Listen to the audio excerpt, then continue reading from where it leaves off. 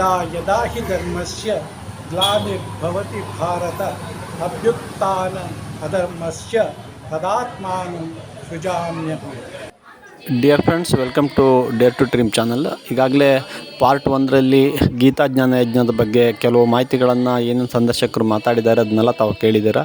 ಈಗ ಪಾರ್ಟ್ 2ಗೆ ತಮಗೆಲ್ರಿಗೂ ಸ್ವಾಗತವನ್ನು ಹೇಳ್ತಾ ಕೆಲವೊಂದಿಷ್ಟು ಜನ ಏನು ಮಾತಾಡಿದ್ದಾರೆ, ಹಾಗೆ ಯಾವ ರೀತಿ ನಡೀತು, ಏನು ಕನ್ಕ್ಲೂಡ್ ಆಗಿದೆ ಅನ್ನೋದನ್ನು ನೋಡೋಣ ಬನ್ನಿ.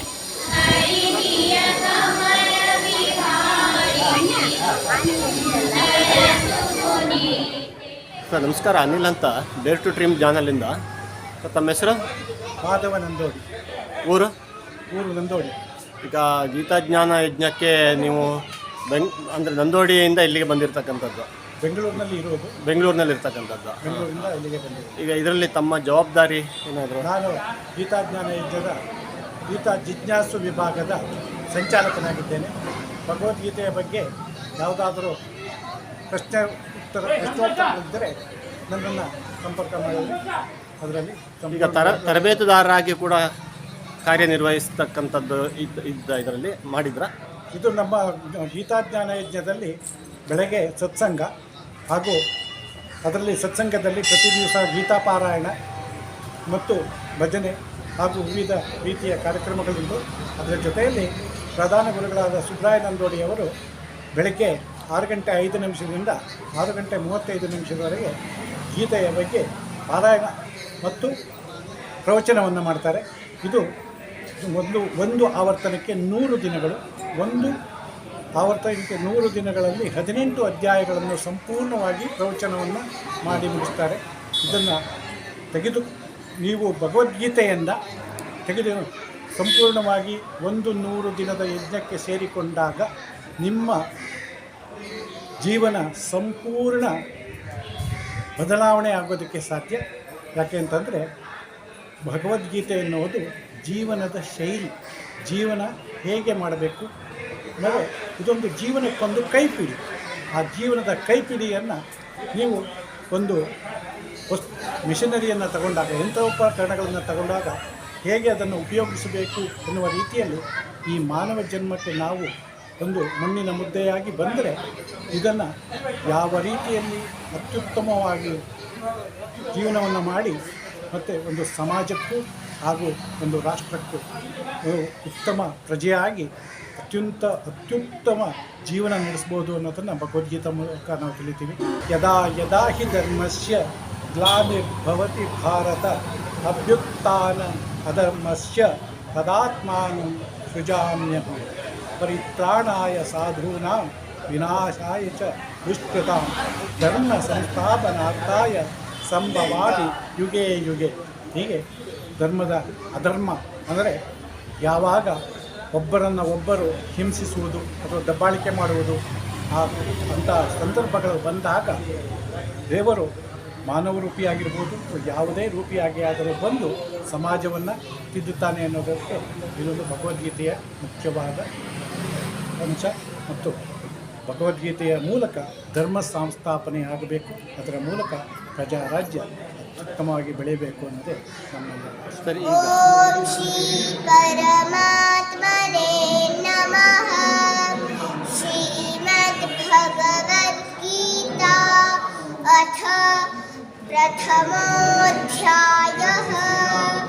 ಅರ್ಜುನ ವಿಷಾದ ಯೋಗಃ. ಶ್ರೀ ಧೃತರಾಷ್ಟ್ರ ಉವಾಚ ಧರ್ಮಕ್ಷೇತ್ರೇ ಕುರುಕ್ಷೇತ್ರೇ ಸಮವೇತಾಯುಯುತ್ಸವಃ. ಮಾಮಕಃ ಪಾಂಡವಾಶ್ಚೈವ ಕಿಮ ಕುರ್ವತ ಸಂಜಯ. ತಮ್ಮ ಹೆಸರು? ಸವಿತಾ ಹೆಗಡೆ ಅಂತ. ಸವಿತಾ ಹೆಗಡೆ. ಈಗ ಬಂದಿರೋದು ಈಗ ಹೊರಗಡೆಯಿಂದ ಬಂದಿರೋ ಸಾಗರ ತಾಲೂಕಿನ? ನಾವು ಸಾಗರ ತಾಲೂಕಿನಲ್ಲಿ. ಆ್ಯಕ್ಚುಲಿ ಮೂಲ ನಮ್ಮದು ಕಾರವಾರ ಡಿಸ್ಟ್ರಿಕ್ಟ್, ಉತ್ತರ ಕನ್ನಡ ಡಿಸ್ಟ್ರಿಕ್ಟು. ನಾನು ಇಲ್ಲಿ ಶಿಕ್ಷಕಿಯಾಗಿ ನಾನು ಸಾಗರಕ್ಕೆ ಬಂದು 42 ವರ್ಷ ಆಯಿತು. ಈಗ ಏನು ಈಗ ಒಂದು ಗೀತಾಜ್ಞಾನ ಯಜ್ಞ ಇದರಲ್ಲಿ ಸಮ್ಮೇಳನವನ್ನು ಮಾಡ್ತಾ ಇದ್ದಾರೆ. ಮುಂದಿನ ದಿನಗಳಲ್ಲಿ ಇದು ಇನ್ನಷ್ಟು ಪ್ರಚಾರ ತಗೊಳ್ಬೇಕು ಮತ್ತು ಭಾಳಷ್ಟು ದೊಡ್ಡ ದೊಡ್ಡ ಕಾರ್ಯಕ್ರಮಗಳು ಆಗ್ತಾ ಇರಬೇಕು ಅನ್ನೋದ್ರ ಬಗ್ಗೆ ಏನಾದರೂ ಪೂರ್ವಭಾವಿಯಾಗಿ ಸಿದ್ಧತೆಗಳನ್ನು ಮಾಡ್ಕೊಂಡಿದ್ದೀರಾ? ಖಂಡಿತ ಅದಿಲ್ಲ ಇಲ್ಲಿ ಏನು ಅಂದರೆ ಇದು ಆ್ಯಕ್ಚುಲಿ ಸ್ನೇಹ ಸಮ್ಮೇಳನ ಅಂತಂದರೆ ಇಲ್ಲಿ ಗೀತಾಭ್ಯಾಸಿಗಳು ಮತ್ತು ಈ ಗೀತೆಯನ್ನು ಕಲಿಸುವಂಥ ಶಿಕ್ಷಕರು ಮತ್ತು ಇಲ್ಲಿ ಸಂಚಾಲಕರು ಸಂಯೋಜಕರು ನಮ್ಮ ಈ ಒಂದು ಟ್ರಸ್ಟ್ನವರೆಲ್ಲ ಅಲ್ಲಿ ಸೇರುವಂತಹ ಒಂದು ಅವಕಾಶ ಇಲ್ಲಿ ಒಬ್ರಿಗೊಬ್ಬರು ಮುಖ ಪರಿಚಯನೇ ಇರೋದಿಲ್ಲ, ಅಷ್ಟೊಂದು ಆತ್ಮೀಯತೆ ಒಬ್ಬರಲ್ಲಿ. ಅಂದರೆ ನೀವು ಈಗ ಆನ್ಲೈನ್ ಕ್ಲಾಸನ್ನು ಮಾಡಿರ್ತೀರಾ, ಯಾರು ಅಂತ ನಿಮ್ಮ ಶಿಷ್ಯರಿಂದ ಯಾರು ಅಂತ ನೀವು ನೋಡಿರೋದಿಲ್ಲ. ಇಲ್ಲಿ ಬಂದಾಗ ಅವ್ರ ಪರಿಚಯ, ಅವ್ರ ಜೊತೆಗೆ ಫೋಟೋ ಕ್ಲಿಕ್ ಮಾಡ್ತಕ್ಕಂಥದ್ದು ಎಲ್ಲ ಇಲ್ಲಿ ಆಗಬೇಕು. ಅದು ಹಾಗೆ ಅಂದರೆ ಅದು ಸಮ್ಮೇಳನ ಅಂತಂದರೆ ಆ ರೀತಿ ಒಂದು ಅರ್ಥ ಇರ್ತಕ್ಕಂಥದ್ದಲ್ವಾ? ಖಂಡಿತ. ಅಲ್ಲಿ ಅವ್ರದ್ದೇನಾದರೂ ಪ್ರೊಫೈಲ್ ಫೋಟೋ ಇದ್ದರೆ ಜಸ್ಟ್ ಫೋಟೋ ನೋಡಿರ್ತೀವಿ, ಅದು ಅವರು ಮಕ್ಕಳಾಗಿದ್ದಾಗಲೂ ಹಾಕ್ಕೊಂಡಿರ್ಬೋದು, ನಮಗೆ ಪರಿಚಯ ಇರೋದಿಲ್ಲ. ಇಲ್ಲಿ ಬಂದ ಮೇಲೆ ನಾವು ಒಬ್ಬರನ್ನ ಮೊಬೈಲಲ್ಲಿ ನಾವು ಎಲ್ಲಿದ್ದೀರಾ ಏನಿಲ್ಲ ಧ್ವನಿ ಅಂತ ಗುರುತಿಸ್ತಾರೆ. ಅಷ್ಟೊಂದು ಆತ್ಮೀಯತೆ, ಆದರೆ ಎಷ್ಟೋ ದಿವಸದಿಂದ ನಮಗೆ ಪರಿಚಯ ಇದೆ ಅನ್ನುವಂಥ ಒಂದು ಆತ್ಮೀಯತೆ. ಇದೊಂದು ಕುಟುಂಬ ಸಮ್ಮೇಳನ ಇದ್ದ ಹಾಗೆ. ಮೇಡಮ್, ಭಗವದ್ಗೀತೆಯ ಮಹತ್ವ ತಮ್ಮಿಂದ? ಈ ಭಗವದ್ಗೀತೆ ನಮಗೆ ಆ್ಯಕ್ಚುಲಿ ಜೀವನದ ಮೌಲ್ಯವನ್ನು ಕಲಿಸುತ್ತೆ. ನಮಗೆ ಯಾವುದೇ ಸಮಸ್ಯೆ ಬರಲಿ, ಜೀವನದಲ್ಲಿ ಪ್ರತಿಯೊಂದು ಸಮಸ್ಯೆಗೂ ಈ ಭಗವದ್ಗೀತೆಯಲ್ಲಿ ಪರಿಹಾರ ಇದೆ. ಅದು ನಾವು ಹೇಳಿದ ತಕ್ಷಣ ನಮಗೆ ಪರಿಹಾರ ಸಿಕ್ಬಿಡುತ್ತಾ ಅಂತ ಅನಿಸುತ್ತೆ. ಆದರೆ ಪ್ರತಿಯೊಂದನ್ನು ಅದನ್ನು ನಾವು ನಿಧಾನವಾಗಿ ಕೂತು ಯೋಚನೆ ಮಾಡಿದಾಗ ಅಲ್ಲಿ ಪರಿಹಾರ ಇದ್ದೇ ಇರುತ್ತೆ. ಇಲ್ಲಿ ಅರ್ಜುನನಿಗಾಗಿ ಶ್ರೀಕೃಷ್ಣ ಏನು ಬೋಧನೆ ಮಾಡ್ತಾನೆ, ಅದು ನಿಜವಾಗ್ಲೂ ಅದು ಅರ್ಜುನನಿಗಲ್ಲ, ಅದು ಈ ಅರ್ಜುನನ ಮೂಲಕ ನಮಗೆಲ್ಲರಿಗೂ ಈ ಒಂದು ಪ್ರಪಂಚದ ಎಲ್ಲ ವಿಶ್ವದ ಎಲ್ಲ ಸಮುದಾಯಕ್ಕೂ ಸಹ ಶ್ರೀಕೃಷ್ಣ ಈ ಒಂದು ಬೋಧನೆ ಮಾಡ್ತಾನೆ. ಇಲ್ಲಿ ಒಂದು ಹೇಳ್ತಾರೆ, ಕರ್ಮಣ್ಯೇ ವಾದಿಕಾರಸ್ತೆ ಮಾಫಲೇಶು ಕರಾಚನ, ಅಂದರೆ ನಿನ್ನ ಕರ್ತವ್ಯವನ್ನು ನೀನು ಮಾಡು, ಅದಕ್ಕೆ ನೀನು ಫಲವನ್ನು ನಿರೀಕ್ಷೆ ಮಾಡಬೇಡ. ಫಲ ನಿರೀಕ್ಷೆ ಮಾಡಿದ್ರೆ ಯಾರೂ ಕೆಲಸ ಮಾಡಲ್ಲ, ಆದರೆ ಅದೇ ಫಲ ಬರುತ್ತೆ ಅಂತ ನಾವು ನಿರೀಕ್ಷೆ ಮಾಡಿದ್ರೆ ನಮ್ಗೆ ಅದರಿಂದ ದುಃಖ ಆಗುತ್ತೆ. ಯಾವುದೇ ಫಲ ಬರಲಿ ಅದನ್ನು ಪ್ರೀತಿಯಿಂದ ಸ್ವೀಕರಿಸಬೇಕು ಅನ್ನುವಂಥದ್ದು. ಇನ್ನೊಂದಿದೆ, ಇನ್ನೊಂದು ಚಿಕ್ಕದು, ಪತ್ರಂ ಪುಷ್ಪಂ ಫಲಂ ತೋಯಂ. ಅಲ್ಲೂ ಸಹ ಅಷ್ಟೇ, ನೀವು ಭಕ್ತಿಯಿಂದ ನೀವು ದೇವರಿಗೆ ಒಂದು ಎಲೆ, ಒಂದು ಪುಷ್ಪದ ದಳ ಯಾವುದನ್ನೇ ಅರ್ಪಿಸು, ಆ ದೇವರು ಅದಕ್ಕೆ ಸಂಪ್ರೀತ ಆಗ್ತಾನೆ. ಅದು ಭಕ್ತಿ ಮುಖ್ಯ. ಇಲ್ಲಿ ಒಂದು ಭಕ್ತಿ, ಇನ್ನೊಂದು ಜ್ಞಾನ, ಕರ್ಮವನ್ನು ಮಾಡುವಂಥ ಭಗವಂತ ಹೇಳ್ತಾನೆ. ಇನ್ನೂ ತುಂಬ ಸಂದೇಶಗಳಿವೆ ಇದರಲ್ಲಿ, ಚಿಕ್ಕದಾಗಿ ನಾನು ಹೇಳಿದೆ. ನಮಸ್ತೆ, ನಮ್ಮ ಹೆಸರು? ನಾನು ಧನ್ವಿ ಅಂತ, ಈಗ 10ನೇ ತರಗತಿಯಲ್ಲಿ ಓದ್ತಾ ಇದ್ದೇನೆ. 10th ಓದ್ತಾ ಇದ್ದೀರಾ? ಈಗ ಗೀತಾ ಜ್ಞಾನ ಯಜ್ಞ ಅಂತಕ್ಕಂಥ ಒಂದು ಸಮ್ಮೇಳನ ಕಾರ್ಯಕ್ರಮಕ್ಕೆ ಇವತ್ತು ಸಾಗರಕ್ಕೆ, ಎಲ್ಲಿಂದ, ಊರು ಎಲ್ಲಿ ನಿಮ್ಮದು? ಕೊಲ್ಲೂರಿಂದ ಬಂದಿದ್ದೇನೆ. ಸಾಗರಕ್ಕೆ ಬಂದಿದ್ದೀರಾ? ಈಗ ವಿದ್ಯಾರ್ಥಿ ಜೀವನಕ್ಕೆ ಭಗವದ್ಗೀತೆ ಆಗ್ತದೆ ತುಂಬ. ಈಗಿನ ಜನ್ರೇಷನ್, ಈಗಿನ ತಲೆಮಾರಿನ ಮಕ್ಕಳು ಅಥವಾ ಯಾರೇ ಆಗಿರಲಿ, ಅವ್ರು ಕೇಳುವುದು ಸೈಂಟಿಫಿಕ್ ರೀಸನ್ಸ್, ವೈಜ್ಞಾನಿಕ ಕಾರಣಗಳಂತ ಕೇಳ್ತಾರೆ. ಯಾರು ಕೂಡ ಓದ ತಕ್ಷಣ ಏನಾಗುತ್ತೆ ಅಂತ ಎಲ್ರಿಗೂ ಮನಸ್ಸಲ್ಲಿ ಬರುತ್ತೆ. ಆದರೆ ಭಗವದ್ಗೀತೆ ಓದೋದ್ರಿಂದ ಏನಾಗುತ್ತೆ ಅಥವಾ ಭಗವದ್ಗೀತೆ ಅಂದರೆ ಏನು ಅಂತ ನನಗೆ ಗೊತ್ತಿದ್ದ ಪ್ರಕಾರ ಒಂಚೂರು ಹೇಳೋಕ್ಕೆ ಇಷ್ಟಪಡ್ತೀನಿ. ಭಗವದ್ಗೀತೆ ಅಂದರೆ ಭಗವಂತನ ವಾಣಿ, ಅದರ ಪದದ ಅರ್ಥ. ಇದರ ಸಾರಾಂಶ ಅಂದರೆ, ಈಗ ಅರ್ಜುನ ಮತ್ತು ಕೃಷ್ಣ ಯುದ್ಧ ಸಂದರ್ಭದಲ್ಲಿ ಅರ್ಜುನನಿಗೆ ತನ್ನ ಎದುರು ಇರೋರು ಅವ್ರ ಸಂಬಂಧಿಕರ ಜೊತೆ ಹೇಗೆ ಯುದ್ಧ ಮಾಡೋದು ಅಂತ ಅವನಿಗೆ ಯುದ್ಧ ಮಾಡೋಕ್ಕಾಗೋದಿಲ್ಲ.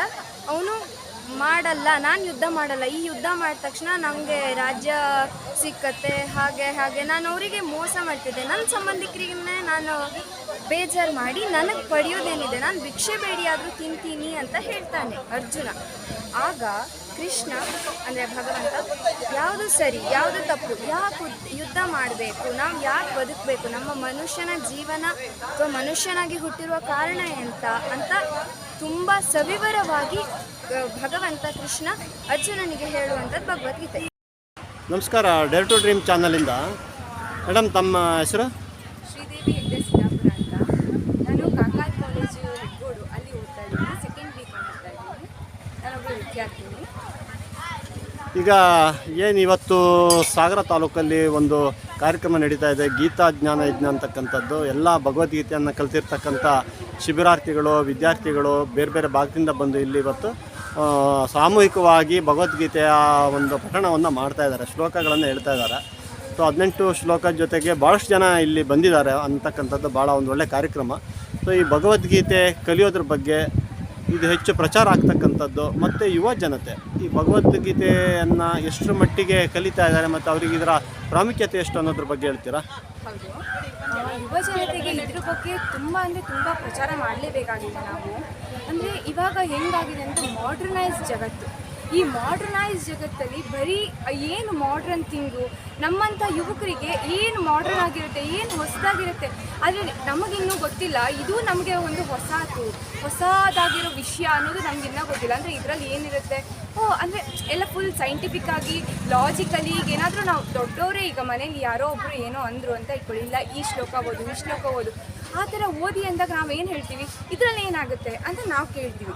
ಬಟ್ ಆದರೆ ಆ ಥರ ಇಲ್ಲ. ಭಗವದ್ಗೀತೆ ಅಂತಂದರೆ ನಾವು ನಮ್ಮ ಮನಸ್ಸನ್ನು ಶುದ್ಧಿ ಮಾಡ್ಕೊಳ್ಳೋದಾಗಿರ್ಬೋದು, ನಮ್ಮ ಮನಃಶಾಂತಿಗಾಗಿರ್ಬೋದು. ಅಂದರೆ ಈಗ ಈಗಿನ ಜಗತ್ತಿನಂತೂ ಫುಲ್ ಆಫೀಸು, ಜಂಜಾಟ, ಒತ್ತಡ ಅದೇ ತುಂಬ ಹೋಗಿದೆ. ಈಗ ಯಾರು ಕೇಳಿದ್ರು ಆಫೀಸು, ಮನೆ, ಇದು ಎರಡೇ. ವೀಕೆಂಡ್ ಬಂತು ಅಂದರೆ ನಮಗೆ ಮೈಂಡ್ ರಿಲೀಫ್ ಆಗಬೇಕು, ಸೊ ಏನು ಮಾಡ್ತಿದ್ದೀವಿ, ಹೊರಗಡೆ ಹೋಗ್ತಾ ಇದ್ದೀವಿ. ಇದೇ ನಾವು ಯಾರನ್ನೇ ಕೇಳಿ ಇದೇ ಹೇಳೋದು ಎಲ್ಲರೂ. ಸೊ ನಾವು ಹೀಗೆ ನನ್ನ ಅನಿಸಿಕೆ ಪ್ರಕಾರ ಏನಂದರೆ, ನಾನಿನ್ನೂ ಕಲಿತಾ ಇದ್ದೀನಿ. ನನಗೆ ಎಷ್ಟು ಹೆಲ್ಪ್ ಆಗ್ತಿದೆ ಅಂತಂದರೆ, ಈಗ ಭಗವದ್ಗೀತೆ ಓದೋದ್ರಿಂದ ಆಗಿರ್ಬೋದು, ಭಗವದ್ಗೀತೆ ನಾನು 3 ವರ್ಷದಿಂದ ಕಂಟಿನ್ಯೂಸ್ ಆಗಿ ಭಗವದ್ಗೀತೆನ ಗೀತಾಜ್ಞಾನ ಯಜ್ಞ ಅನ್ನೋ ಪ್ಲ್ಯಾಟ್ಫಾರ್ಮಲ್ಲಿ ಕಲ್ತಿದ್ದೀನಿ. ಅದು ನೆಕ್ಸ್ಟು ಈಗ ನನಗೆ ಅಲ್ಲಿ ಏನು ಅವಕಾಶ ಸಿಕ್ಕಿದೆ ಅಂದರೆ ಅದರಿಂದ ನನಗೆ ಅವಕಾಶಗಳು ದೊರೀತಾ ಇದೆ. ಈಗ ನೀವು ಒಂದು ಸ್ಟೂಡೆಂಟ್ ಆಗಿ ಈಗ ಸ್ಟಡಿಗೆ ಈ ರೀತಿ ಭಗವದ್ಗೀತೆ ಕಲಿಯೋದ್ರಿಂದ, ಕಾನ್ಸಂಟ್ರೇಷನ್ ಮಾಡೋದ್ರಿಂದ ಮೆಮೊರಿ ಪವರ್ ಇಂಪ್ರೂವ್ಮೆಂಟ್ ಆಗ್ತಕ್ಕಂಥದ್ದಾಗಲಿ ಅಥವಾ ಸ್ಟಡಿ ಮೇಲೆ ಕಾನ್ಸಂಟ್ರೇಷನ್ ಆಗ್ತಕ್ಕಂಥದ್ದಾಗಲಿ ಇದರಿಂದ ಅನುಕೂಲ ಆಗುತ್ತಾ? ಖಂಡಿತ ತುಂಬ ಅಂದರೆ ತುಂಬ ಹೆಲ್ಪ್ ಆಗ್ತಿದೆ. ನನ್ನ ಪ್ರಕಾರ ಹೇಳೋದಾದರೆ, ನಾನು ತುಂಬ ಚಂಚಲ ಆಯಿತಾ, ನಾನು ತುಂಬ ಅಂದರೆ ತುಂಬ ಚಂಚಲ ವಿಕೃತಿಯವಳು. ನನಗೆ ಹೆಂಗೆ ಅನ್ನಿಸ್ತಿದೆ ಅಂತಂದರೆ, ನಾನು ಈ 3 ವರ್ಷದಿಂದ ಈ ಕಂಟಿನ್ಯೂಸ್ ಆಗಿ ಕಲಿತಿರೋದ್ರಿಂದ ನನಗೇನು ಅನಿಸ್ತಿದೆ, ನನಗೆ ಫಸ್ಟ್ ಗೊತ್ತಾಗ್ತಿರ್ಲಿಲ್ಲ, ಇದೇನೋ ಸಿಲ್ಲಿ ಅಂದರೆ ನಾನು ಫೋರ್ಸಿಗೆ ನನ್ನ ಮಾವನೇ ಆಗಿದ್ದರಿಂದ ಫೋರ್ಸ್ ಆಯಿತು ಕಲಿಯೋಣ ಅಂತ ಹಾಗೆ ಯೋಚನೆ ಮಾಡಿ ಬಂದವಳು. ಆದರೆ ಇದರಲ್ಲಿ ಏನಾಗಿದೆ ಅಂದರೆ ನನಗೆ ಫುಲ್ ಈಗ ಭಗವದ್ಗೀತೆ ಒಂದು ನನ್ನ ಒಂದು ಭಾಗ ಆಗಿದೆ. ಅಂದರೆ ಪ್ರತಿಯೊಬ್ಬ ಭಗವತ್ ವಾಣಿ, ಭಗವಂತ ಏನು ಹೇಳಿದ್ದಾನೆ, ನಮ್ಮ ಜೀವನದಲ್ಲಿ ಏನೇನು ಬೇಕು ಬೇಡ ಅದೆಲ್ಲದನ್ನೂ ಸವಿಸ್ತಾರವಾಗಿ ಭಗವದ್ಗೀತೆಯಲ್ಲಿ ತಿಳಿಸಿದೆ. ಅಂದರೆ ನನ್ನ ಕಾನ್ಸಂಟ್ರೇಷನ್ ಆಗಿರ್ಬೋದು, ಈಗ ನನಗೆ ಓದಲಿಕ್ಕೆ ಮನಸ್ಸಿಲ್ಲ, ಓದಲಿಕ್ಕೆ ಮನಸ್ಸಿಲ್ಲ, ಬಟ್ ಈಗ ಹಾಗಲ್ಲ, ಓದೋಣ, ಫೋಕಸ್ ಮಾಡೋಣ ಅಂತ ತುಂಬ ಅನಿಸುತ್ತೆ. ಅಂದರೆ ನನಗೆ ಒಂದು ಮೆಡಿಟೇಷನ್ ಅನ್ನೋದು ಆಗುತ್ತೆ. ಇದರಿಂದ ನಮ್ಮ ಸ್ವರ ಆಗಿರ್ಬೋದು, ನನ್ನಲ್ಲಿರೋ ಪ್ರತಿಭೆನೇ ಗೊತ್ತಿರಲಿಲ್ಲ. ಅಂದರೆ ನಾನು ತುಂಬ ಸ್ಟೇಜ್ ಫಿಯರ್ ಇದ್ದವಳು. ಈಗ ನನಗೆ ನಾನು ಮಾಡ್ತೀನಿ, ನನ್ನ ಹತ್ರನೂ ಆಗುತ್ತೆ, ನಾನು ತುಂಬ ಚೆನ್ನಾಗಿ ಹೇಳ್ತೀನಿ ಅನ್ನೋದೆಲ್ಲ ನನಗೆ ಶುರುವಾಗಿದೆ. ನಾನು ಅಷ್ಟೇ, ಕಾಲೇಜಲ್ಲೂ ಅಷ್ಟೇ, ಕಾಂಪಿಟೇಷನಲ್ಲಿ ಭಾಗವಹಿಸೋದಾಗಿರ್ಬೋದು, ತುಂಬ ಹೆಲ್ಪ್ ಆಗ್ತಿದೆ ಇದರಿಂದ. ಫ್ರೆಂಡ್ಸ್, ನೀವು ವಿಡಿಯೋ ನೋಡಿದ್ರಲ್ಲ, ಇವಾಗ ಹೇಗೆ ಅವರವರ ಅಭಿಪ್ರಾಯಗಳು, ಶಿಬಿರಾರ್ಥಿಗಳು ತಮ್ಮ ಅಭಿಪ್ರಾಯಗಳನ್ನು ವ್ಯಕ್ತಪಡಿಸಿದ್ರು. ಹಾಗೆ ಕೆಲವರು ಭಗವದ್ಗೀತೆಯ ಶ್ಲೋಕಗಳನ್ನು ಅತ್ಯಂತ ಸ್ಪಷ್ಟವಾಗಿ ಹೇಳಿದರು. ಏನಿದು ಗೀತಾಜ್ಞಾನ ಯಜ್ಞ ಅಂತ ಅಂದರೆ, ಇವರ ಒಂದು ಸಹಯೋಗದಲ್ಲಿ 16ರಿಂದ 18 ಜನರ ಒಂದು ಗ್ರೂಪನ್ನು ಮಾಡಿಕೊಂಡು ಆನ್ಲೈನ್ನಲ್ಲಿ ಇವರು ಉಚಿತವಾಗಿ ಕ್ಲಾಸಸ್ಸನ್ನು ನಡೆಸ್ಕೊಡ್ತಾರೆ. ಸೊ ಇಲ್ಲಿ ಯಾವುದೇ ಒಂದು ಡಿಮ್ಯಾಂಡ್ಸ್ಗಳಿಲ್ಲ, ಮತ್ತು ಜನರಿಂದ ಏನು ಅಪೇಕ್ಷೆಯನ್ನು ಪಡೋದಿಲ್ಲ, ಮತ್ತು ಹಣವನ್ನು ಯಾವುದೇ ಸಬ್ಸ್ಕ್ರಿಪ್ಷನ್ನು ಈ ರೀತಿ ಯಾವುದನ್ನು ಕಟ್ಸ್ಕೊಳ್ಳೋದಿಲ್ಲ. ಇದು ಪ್ರಾಯಶಃ ಇವರು ಮಾಡ್ತಾ ಇರ್ತಕ್ಕಂಥದ್ದು ಅತ್ಯಂತ ಹೆಮ್ಮೆಯ ವಿಷಯ ಅಂತ ನಾನು ಅಂದ್ಕೊಂಡಿದ್ದೀನಿ. ಮುಂದಿನ ದಿನದಲ್ಲಿ ಇದು ಇನ್ನೂ ಕೂಡ ಪ್ರಚಾರ ಆಗಬೇಕು. ಯಂಗ್ ಟೀಮು, ಯುವ ಜನತೆಗೆ ಭಗವದ್ಗೀತೆಯ ಮಹತ್ವ, ಭಗವದ್ಗೀತೆ ಬಗ್ಗೆ ಆಸಕ್ತಿಗಳು ಹುಟ್ಟಬೇಕು. ನಂತರದಲ್ಲೂ ಕೂಡ ಕ್ಲಾಸಸ್ ನಡೆಯುತ್ತೆ. ಆಗ ಸೊ ಏನು ಅಂತ ಅಂದರೆ, ಮತ್ತಷ್ಟು ಪ್ರಚಾರ ಆಗಲಿ, ಹಾಗೆಯೇ ಇನ್ನಷ್ಟು ಬೇರೆ ಬೇರೆ ಭಾಗದಲ್ಲಿ ಈ ರೀತಿ ಸಮ್ಮೇಳನಗಳು ನಡಿಬೇಕು. ಇದು 7ನೇ ಸಮ್ಮೇಳನ ಶಿವಮೊಗ್ಗ ಜಿಲ್ಲೆಯ ಸಾಗರ ತಾಲೂಕಿನಲ್ಲಿ ನಡೀತಾ ಇರ್ತಕ್ಕಂಥದ್ದು. ಹತ್ತತ್ರ 800ರಿಂದ 1000 ಜನ ಶಿಬಿರಾರ್ಥಿಗಳು ಕಲ್ತಿರ್ತಕ್ಕಂಥವ್ರು ಒಂದು ಕಡೆ ಸೇರಿಕೊಂಡು ಅತ್ಯಂತ ಸ್ಪಷ್ಟವಾಗಿ ಒಂದೇ ಧ್ವನಿಯಲ್ಲಿ ಭಗವದ್ಗೀತೆಯನ್ನು ಪಠಣ ಮಾಡ್ತಕ್ಕಂಥ ಒಂದು ಸಂಸ್ಕೃತಿಯನ್ನು ಬೆಳೆಸಿ ಹಿಂದೂ ಸಂಪ್ರದಾಯವನ್ನು ಉತ್ತುಂಗಕ್ಕೆ ತಗೊಂಡು ಹೋಗೋದಕ್ಕೆ ಶ್ರಮ ಪಡ್ತಾ ಇದ್ದಾರೆ. ಮತ್ತು ಇವರು ಒಂದು ಏನು ಕಲ್ಚರ್ ಬ್ಯಾಕ್ಗ್ರೌಂಡನ್ನು ಬೆಳೆಸ್ಕೋತಾ ಇದ್ದಾರೆ ಫ್ಯಾಮಿಲಿನಲ್ಲಿ. ಏಕಾಗ್ರತೆ ಆಗೋದಕ್ಕೆ, ಸ್ಟೂಡೆಂಟ್ಸ್ಗೆ ಸ್ಟೇಜ್ ಫಿಯರ್ ಹೋಗೋದಕ್ಕೆ, ಮೆಮೊರಿ ಪವರ್ ಸ್ಟ್ರಾಂಗ್ ಆಗೋದಕ್ಕೆ, ಎಲ್ಲ ರೀತಿಯಲ್ಲೂ ಕೂಡ ಈ ಭಗವದ್ಗೀತೆ ಶ್ಲೋಕಗಳು ತುಂಬ ಹೆಲ್ಪ್ ಆಗುತ್ತೆ. ಹಾಗಾಗಿ ತಾವು ಏನು ವಿಡಿಯೋ ನೋಡಿದ್ರಿ, ನಿಮಗೆಲ್ರಿಗೂ ಇದು ಇಷ್ಟ ಆಯ್ತು ಅಂತ ನಾನು ಅನ್ಕೋತೀನಿ. ಇಷ್ಟ ಆಗಿದ್ದಿದ್ರೆ ಇದನ್ನು ಶೇರ್ ಮಾಡಿ, ಲೈಕ್ ಕೊಡಿ, ಹಾಗೆ ಬೆಲ್ ಬಟನನ್ನು ಒತ್ತೋದಕ್ಕೆ ಮರಿಬೇಡಿ. ಹಾಗೆ ನಿಮ್ಮ ಸಪೋರ್ಟು ನಮಗೆ ಯಾವಾಗಲೂ ಇರಲಿ ಅಂತ ಹೇಳ್ತಾ, ಡೇರ್ ಟು ಡ್ರೀಮಿಂದ ತಮಗೆಲ್ರಿಗೂ ನಾನು ಧನ್ಯವಾದವನ್ನು ಸಮರ್ಪಿಸ್ತೀನಿ. ಇನ್ನೊಂದು ಸ್ಪೆಷಲ್ ವಿಡಿಯೋದೊಂದಿಗೆ ನಾನು ನಿಮ್ಮ ಜೊತೆ ಬರ್ತೀನಿ. Thank you very much.